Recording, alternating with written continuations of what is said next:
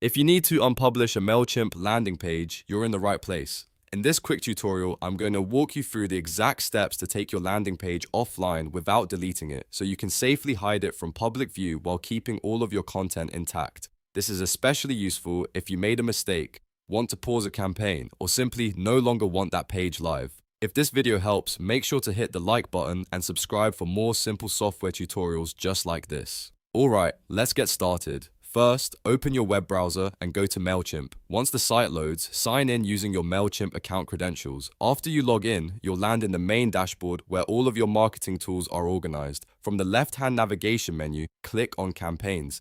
This section is where Mailchimp stores your email campaigns, landing pages, and other related marketing assets, so it's the right place to manage anything currently active. Now take a moment to locate the landing page you want to unpublish. If you manage a lot of campaigns, Mailchimp can get a little crowded, so use the search bar if needed to quickly find the correct landing page. It's always a good idea to double check that you've selected the right one before making changes, especially if the page is currently being used in a live campaign or shared link. Once you've found the landing page, look for the three-dot menu next to it. This menu gives you additional options for managing that specific page. Click the three-dot icon and a list of actions will appear. From that list, select Unpublish.